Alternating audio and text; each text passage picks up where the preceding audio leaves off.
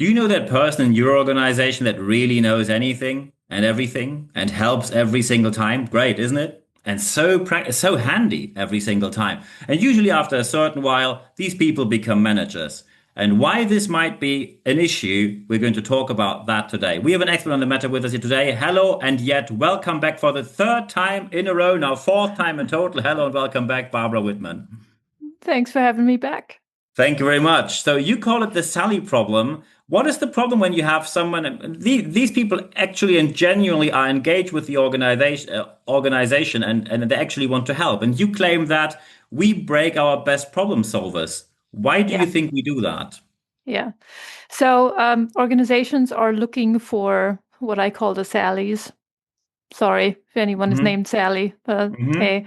Um, and they are promoting them because they are the workhorses. They always fix anything. They stay long nights. They always pull people together. It's like, yay. They do qualify to be a high potential, technically, Hmm. right? So they are moved up the ladder.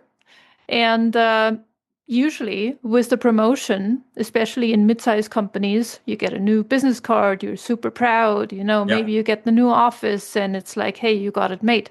But no one gives you the tools of what's next. So if you are the workhorse and you have been pulling the wagon, it's really hard to lean into the things that are really needed as the next level up. And that is not just communication skills or anything that the HR department and their toolbox offers. It is how do I string things together? How do I tell a story? How do Hmm. I connect the dots? How do I delegate? And how do I handle a complexity that all of a sudden has become, the wild growth? While before I was fixating on solving one thing, all Yeah. of a sudden I need to understand how things are connected in a whole different way. Absolutely. And you talk about responsibility without mandate. What do you Yeah. specifically mean with that? So that is something I see everywhere. And that happens when people get promoted into a manager or a director level, um, that they may have the title, but they don't have the means to actually own and make a decision. Hmm. It's either because they are lacking security in their new position. That usually is the case, or it is unclear of how far they can go. Where does my picket fence end? Where does it start? So they are scared of making decisions. So they are basically breaking under a massive load of things, and they don't really have the mandate to change anything, or they perceive they don't have the mandate. Usually it is the perception problem. And again, if you move up from worker B into the next level, um, you also need to move up in perception of yourself. Mm. And that is something that is never addressed really.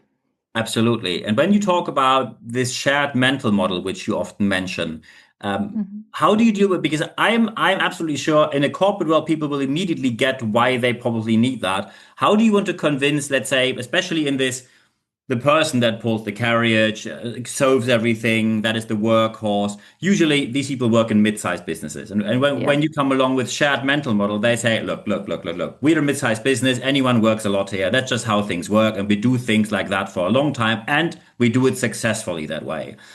Yeah. Why should someone suddenly say we do it in a different way and engage in a concept called shared mental model? So the shared mental model is essentially something very simple, and it actually comes from emergency response. Um, and shared mental model for emergency response means when a call gets made, they don't just stand around and say, which car are we taking now, huh? You know Hmm. what? Yeah. So it really is a little bit of a muscle memory and also understanding. Yeah, call gets in, we get in that car, we go, right? You do this, you do this, and that's how we do it.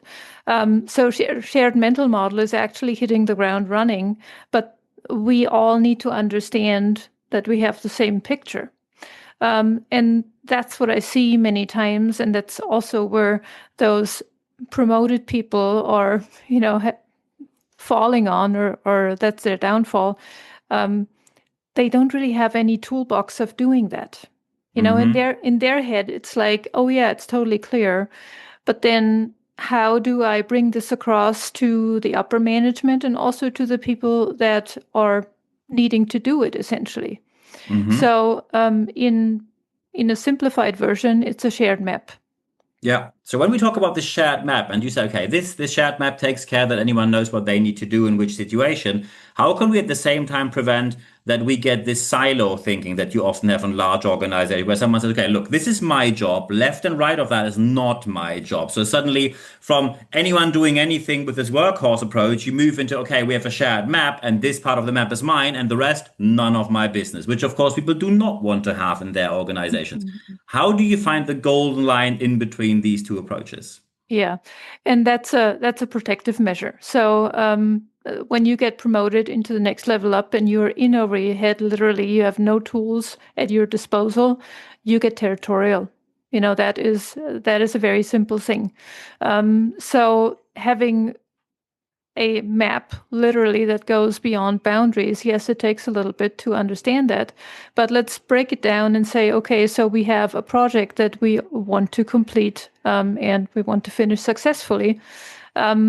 So a simple way of doing that is to sit down with the other department leaders and say, okay, so what is the goal? What do we all want to achieve? Because a project doesn't just have a start date and an end date. So Mm, what's the ideal outcome? And you basically come up with a mission statement like you would do with any company, right? And that mission statement you put on every first slide. hmm Every project meeting you have, you remind people, say, hey, this is why we're in here for, and this is why we're working. And then you go into starting your this is where we stand and this is the tasks. Because what happens is we get lost in the minutia. mm, absolutely. Yeah. When people now say, this sounds like a lot of work, and it also sounds like something where you can get things really wrong when you don't have the experience. Well, lucky us, we have someone in this room who has the experience and you can help you with that. When people now say, I think we need help, how can we get in touch with Barbara? How can people get in touch with you? Mm. So very simple over my website, digitalwisdom.co. And I do have a program that I'm running that's called The Threshold. It's an 8-week immersion for exactly the people that get promoted and that need to deal with complexity without a mandate. And they get the tools and the means to actually move forward with a shared mental model. Brilliant. I think these are the perfect final words. One thing I have to say, we have two other episodes with you, so it really pays off to watch all three. And in total, we have four. So we had one before even. So anyone listening to this and saying that's pretty good, which it is, listen to all of them. So of course, I have to say, we now see how important it is to have this shared mental model. And you now have the exact same person, which can actually help you with getting that into your organization. So at the end of this podcast and video cast, there's only one thing left for me to say. Barbara, thank you very much for your time. Thank you.